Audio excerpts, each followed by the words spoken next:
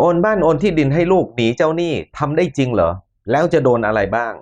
ถือว่าทำกันบ่อยบรรดาที่ไปเป็นหนี้เจ้าหนี้แล้วทีนี้กลัวเจ้าหนี้มาฟ้องทรัพย์ก็มีการโอนทรัพย์ให้ลูกโอนให้ญาติพี่น้องโอนให้ลูกเมียทีนี้พอผลทางกฎหมายเกิดขึ้นถามว่าจะโดนอะไรบ้างเจ้าหนี้สามารถฟ้องบังคับเอาคืนได้ไหมเขาจะฟ้องคดีอาญาให้ติดคุกได้ไหม ในเรื่องการที่โอนทรัพย์หนีเจ้าหนี้ก็มีกฎหมายกำหนดไว้ในประมวลกฎหมายแพ่งและพาณิชย์มาตรา237วรรคหนึ่ง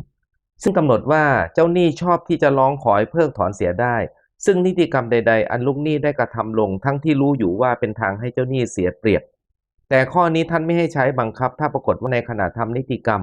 บุคคลซึ่งได้ลาภงอกแต่การนั้นไม่ได้รู้เท่าถึงความจริงอันเป็นทางให้เจ้าหนี้เสียเปรียบ แต่ถ้าเป็นการทำให้โดยเสน่หาฝ่ายเดียวท่านว่าเพียงลูกหนี้รู้ฝ่ายเดียวก็พอที่จะเพิกถอนแล้วซึ่งในเรื่องของการเพิกถอนนะฮะมาตรา240ก็มีการกำหนดว่าการฟ้องเรียกร้องขอให้เพิกถอนท่านห้ามไม่ให้ฟ้องเมื่อพ้น1 ปีนับแต่เวลาเจ้าหนี้ได้รู้ต้นเหตุแห่งการเพิกถอนหรือพ้น10 ปีนับแต่การทำนิติกรรมนั้นนั่นหมายถึงว่าถ้ากรณีว่าคุณเป็นลูกหนี้ไปเอาเงินเขามา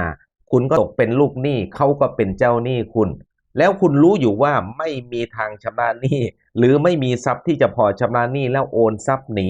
อันทำให้เจ้าหนี้เสียเปรียบนะฮะตรงนี้เจ้าหนี้สามารถที่จะฟ้องเพิกถอนเอากลับคืนมาได้นั่นคือนับตั้งแต่เวลาที่คุณเอาเงินเข้ามาก็เกิดสิทธิ์ในการที่เจ้าหนี้จะฟ้องติดตามได้เลยเว้นแต่กรณีว่าเป็นการโอนขายหรือมีค่าตอบแทนแล้วบุคคลภายนอกซึ่งได้ทรัพย์นั้นไปไม่ได้รู้ถึงเหตุที่คุณเป็นลูกหนี้เจ้าหนี้ ตรงนี้กฎหมายถือว่าไม่สามารถที่จะฟ้องเพิกถอนได้เพราะก็บอกว่าความข้อนี้ไม่ให้ใช้บังคับถ้าบุคคลซึ่งได้ลาภงอกนั่นก็คือบุคคลซึ่งมาซื้อทรัพย์ไปโดยที่ไม่รู้ว่าคุณเป็นหนี้เขาก็สามารถที่จะ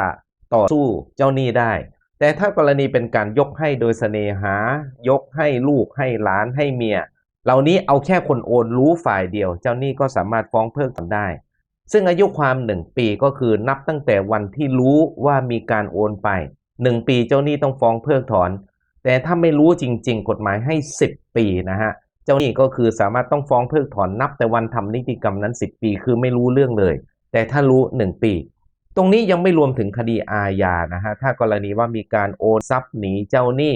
ถ้าเจ้าหนี้มีการออกโนติสมีออกหนังสือเตือนมาว่าจะฟ้องแล้วคุณไปโอนหนีตรงนี้ประมวลกฎหมายอาญามาตรา350กำหนดโทษจำคุกไว้ไม่เกิน2 ปีปรับไม่เกิน40,000 บาทนั่นคือถ้าเขาจะใช้สิทธิ์ทางศาลมาแล้วออกโนติสมาว่าจะฟ้องคุณยักย้ายถ่ายเทเพื่อไม่ให้เจ้าหนี้ได้รับชำระหนี้ตรงนี้ก็มีโทษจำคุกเว้นแต่ว่าหนี้ยังปกติอยู่นะฮะว่าถ้าเกิดเขายังไม่ใช้สิทธิ์ฟ้องร้องมาเจ้าหนี้ก็เพียงที่จะฟ้องเพิกถอนได้ในคดีแพ่งเท่านั้นอย่าสับสนกันนะส่วนของคดีแพ่งและคดีอาญา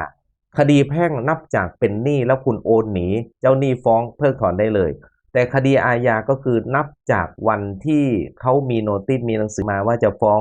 แล้วคุณยักย้ายถ่ายเทหนีตรงนี้มีโทษทางอาญาจำคุกได้